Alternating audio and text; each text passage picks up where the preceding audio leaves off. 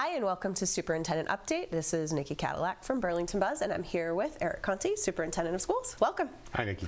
How you doing? Great, great. So the school year has started. It has. How are people settling in, teachers and students settling into the new school year? Again, the people I've talked to, the principals, teachers, we've had a smooth start. So, and I keep thinking and wanting to say that's not by accident. I think a lot of planning goes in. And I was pleased with the start. We had a very cool fall because weather can also be sort of a problem, but it's been cool, so the classrooms have stayed cool, and we've added air conditioning to Pine Glen, so I wasn't as concerned. Yeah. And so as Fox Hill gets rebuilt, then all of our schools will have some climate control in their classrooms, and I'm excited about that fact because that can be a challenge at either the start of the year or at the end of the year. But you know, we had some bus adjustments we have to make. We do every single year, and I know that Bob Cuna, his team, Anisha Sheikh, and his office have been working really hard to make those adjustments. And we were concerned about Cambridge Street a little bit, but it seems like we are navigating that a little bit before rush hour, and you know, it's gone, knock on, I'm looking for wood, knocking fairly well. So you know, so I'm pleased. Happy with our new hires. We brought a lot of folks in. I think we roughly hired about 30 people in different roles. They're excited to be here. I think our pools were deep.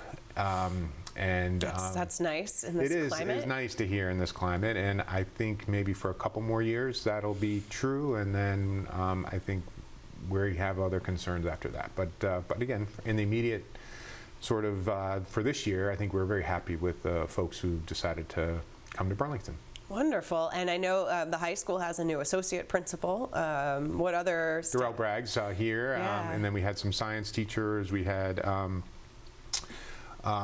Julie Carey, longtime biology, forensics, anatomy teacher retire, so we brought in sort of some science folks, and you know, some different adjustment counselors. So we're excited with the folks we brought in. That's wonderful. And as you can tell from me, there's a little bit of illness going around here. Hopefully people are washing their hands and staying healthy throughout the school year. Right, and I think after COVID, I'm sort of ready to deal with anything. So, but you're right, everyone back together now. That's those fall colds that people are needing to deal with. And but you know, our teachers are showing up, our kids are showing up, and we're excited. I've been out in the schools, and sometimes as tumultuous as things can sort of feel and appear, our schools are calm. The kids are in classes. The teachers are working incredibly hard. The principals have, you know, their hands on everything and are just running pretty smoothly. So I'm very pleased with what's going on in our classrooms. And honestly, the work for school districts happens in classrooms, not in my office. So so not up here. So. Yeah, so this week, just yesterday, I guess if you're watching the very day that we record this, we had our first elementary school early release day. This is something that's been talked about for years and years. Tell us what led to that and how, you know, what those days are for and how the first one went. There's always a push and pull about early release. Time and learning is one of them. Regulatory, I think. Parents needing their children in a sort of safe, controlled place, and then the need for our educators to have time to co-plan and learn new curriculum. And there's very few professions that have you on 100% of the time. So that's sort of how I think about it. No doctors in the operating room 100% of the time. There are opportunities for them to learn their craft and sort of to practice, and to decompress, and maybe eat lunch and go to the bathroom. Yeah, right. So have a piece of that. So there's always that balance. I think at the elementary level, the early releases are really focused on the introduction of a very comprehensive literacy program, K to 5. And our educators were involved in adopting that, as were our parents. It was a year-long process. So we're currently implementing that across all 4 elementary schools, again across all 6 grades in those 4 elementary schools. And teachers need time to collaborate and learn. They all have the skills. I'm not saying it's a boy something, but it's new language, some Just a new structure. New structure, yeah. new assessments. I'm sure you've lived through some of those. I have. And so just trying to honor the time that teachers need to do that. So that's how it came about. It was really a conversation between the teachers, myself, the school committee, and understanding that there's no perfect schedule. Everyone is inconvenienced at some point, but really trying to promote the priority here is implementing this new curriculum to the best of our ability so that all students can make progress in terms of their ability to read and then their ability to apply those reading skills to content. Yeah, and there's not really room for a big clunky transition, right? When you're dealing with kids' literacy, like you really kind of have to have a seamless transition into this new program. Right, and that's anything with schools, Nikki, because Yeah. I always say, yeah, you want us to learn something, keep your kids home for a year, we'll figure it out, and then you can bring them back and we'll have it all settled. We always have to, as they say, build the airplane as we're taking off or as we're landing. So there has to be sort of planning, construction, professional development, and learning as the kids are present, and it's very difficult. People get frustrated with the superintendent, and I certainly understand that. And I always say, I think part of that frustration is the temporal nature of my job. Right. So you asked me how the opening went, and I said the opening's great. And I think it is, and we did a lot of planning. A lot of my attention now is honestly on fiscal 27 and next year. So it can seem like, boy, you're disconnected, you don't know what's going on, and I love my time in schools and seeing that. You know, as being a former teacher, when you're in front of kids, that's like you have to be present. Right you have to be right there. And so, so I think part of this time and part of this thinking is just to allow some time to be prepare and to be strategic and to get some lessons done. And you know, teaching is so much more than just the time that you're in a classroom, and as is principling, as is anything. But I think our staff has done a great job. They're at a great start. Some have conveyed to me it feels like their first year again, which is not a complimentary thing to say. not always a great feeling to feel like it's your first year in the classroom again. But I think as they learn this, as they make adjustments, they'll do the amazing job that they always do. So I'm excited that we have made this commitment and that they've made this commitment. Honestly, the town supported it, and I think it's the right thing to do. And hopefully, we'll see the results, the growth results that we're expecting. Yeah, and then the clubs and groups and extracurriculars have started along with sports. What are you most excited with? Let's just talk first about clubs and groups, because athletics is a whole different thing. Anything you're really excited about for this year's club offerings?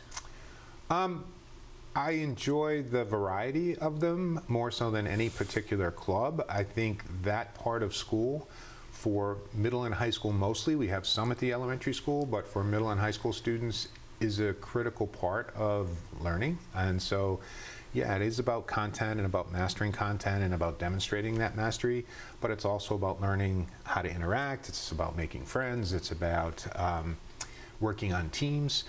Just had a conversation with a parent or a grandparent of a graduate who started business school, and asked about their business school experience, and he basically said all of his learning is basically project-based or on teams, and that's the type of knowledge and skills that I think companies are looking for and that future business leaders are being trained in. So I think these clubs give students the opportunity. We need to give them, I'm using some jargon, we need to give them agency. So if our student clubs and groups want the district to make changes, we need to take their voices seriously. We need to consider that. So our South Asian student group last year wanted us to make a calendar adjustment that recognizes a day at the Diwali that they thought was important. So we shifted our parent conference professional development day, our non-student day in October, as a result of that feedback. So again, I think that's the responsibility, is give students the opportunity to find a place where they belong. Hopefully that belonging then extends into their school day. And again, that impacts their achievement if they feel safe, comfortable, recognized, all the things that we know. And then if they see that their actions and their advocacy results in changes that help shape their learning environment, then I think that's empowering. So I think that's kind of the formula. Yeah, absolutely. And so let's shift to talk about athletics. We have a lot of different sports that are going on right now. Notably, I feel like volleyball, girls volleyball, and football are having really strong beginnings to their seasons. What are your thoughts here? Yeah, again, Yeah. I love the wins, but again, I love the lessons learned. I love the teamwork. I love the modeling that our coaches do. We have a meeting before every season, and I think it's our second or third year now, and some of the kids who participate in 3 seasons, like, you know, you can see them almost saying, okay.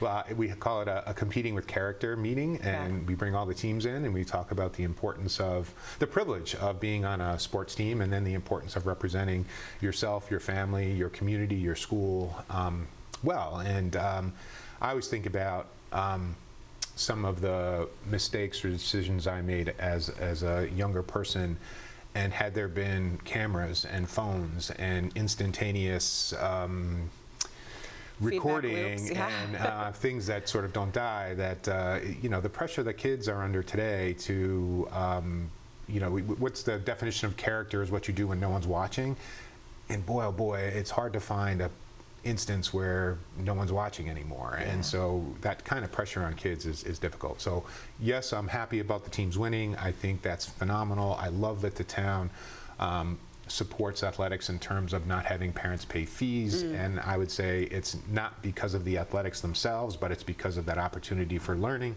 and again, that teamwork that we talk about that's so important. And winning is, you know, is the icing on the cake for that. And then again, just the character that I see our kids demonstrate. I just really think that's the lesson, and I hope they take with them for their lives. Great. Now, you mentioned a little bit before we started talking on camera about an opportunity for parents to sort of have that connection between what their kids are doing and what their, you know, what the social media and the phones are saying. Can you say a little bit more about that? I do. Our PTOs are incredibly active and supportive, and there's a district-wide PTO meeting that happens annually, and I attended one last year, and the parents were looking for some more tools to help them better understand and supervise their kids on their electronic devices and social media. We did some exploring. There's a organization called Smart Social, and we are the first district in Massachusetts to work with Smart Social. So we put out some cards at open houses at the elementary school. We'll be discussing it at the school committee meeting next week, and then we'll be sending a note out to all parents. And it's not anything that's forced. Parents can participate or not participate. They have webinars that parents can participate with other parents across the country. What I also like is they have video vignettes. So if you're a parent and you hear my kid is using this app or this social media thing and you don't know what it is, and you're sort of not embarrassed to ask, but I'm saying we're all busy. You can go to that site and you can say, okay, what is, you know, what's the latest TikTok thing? Trend, yeah. And then you mentioned the disconnect. I do sometimes experience a disconnect between what parents believe is happening on their child's phone and then some of the things that we're seeing. And again, I'm not blaming the kids. I think it's a lot of the applications are designed to entice and to get students and children returning, you know, for that. For that dopamine hit. For that dopamine hit. So I think we need to give them the tools. I don't think they're ever going to just go away, but I think we need to give them the tools and make sure parents sort of have an understanding of what they can do. And again, it might even be something as simple as taking the devices away from the kids 30 minutes before you want them to go to sleep. I think there's some clear sort of brain research about that. Not having the devices, even if they're shut off in the same room as the child. So I think there are some keys there and some tips there that, again, might even impact sleep or simple things like that that I think we can all control. And I think also tips for adults as well. You know, I personally, with a certain social media, I limit myself to 15 minutes a day. I put an actual limit on my phone and say, nope, no more after that, which I think a lot of people could benefit from, because otherwise it's just mindless kind of scrolling. There is pending legislation that a lot of discussion in the State House. Again, Ken Gordon chairs the Education Committee. He's, I think, immersed in this conversation. If you speak to him, it might be worth a follow-up about, they're talking, and I know A.G. Campbell is supporting a bell-to-bell ban on social media, cell phone use of students when they're in school. There were results from, I think it's typically Norway is the country that does the best job with their research about decreases in bullying, decreases in anxiety. There's really something to the loud cafeteria where kids are interacting and talking, and instead of having a table of 8 to 10 kids scrolling and have it's great that it's quiet. The adults like the quiet, but it may not be the best thing for the kids' development. So I know that's a conversation. And then some of our neighboring districts, or one of our neighboring districts, I think Watertown, is piloting a technology solution to basically shutting off the phones within a space during the school day. So we're going to work with them to see how that goes. And obviously any solution like that would still allow people to communicate during an emergency with outside. And any medical application would still be active. It would just sort of shut down some of the social media interactions. And again, we're looking at that. But again, the tool we're trying to support parents with, to go back to where we started, is it's a tool called Smart Social, and we'll be sending out the link to all parents probably next week sometime. Wonderful. Well, anything else that you wanted to be sure to touch on before we go? Well, again, we mentioned that a lot of our time this fall, school committee in my office has been involved in the important town meeting vote, and then the special election for the new high school. We've tried to put out as much information as we can. We've had a sort of a weekly video. So again, hoping people, this may be after the fact when this airs, but again, I'm hoping that our next superintendent update will be discussing sort of where we go from here in this building. It's I think 50 or 60 years old. It's starting to become sort of a limiting factor in the education of the high school age students in Burlington. So. Great. Well, yeah, we'll look forward to learning how town meeting votes on Monday, September 29th. And there's plenty of coverage if people want to be informed on Burlington Buzz, on BCAT, on the BHS Building Project website. Pretty much everywhere you look, if you type in Burlington High School building, you'll find a wealth of information. So, Dr. Conti, thank you so much for joining us today. Nikki, my pleasure. And this is Nikki Cadillac with Superintendent Update. See you next time.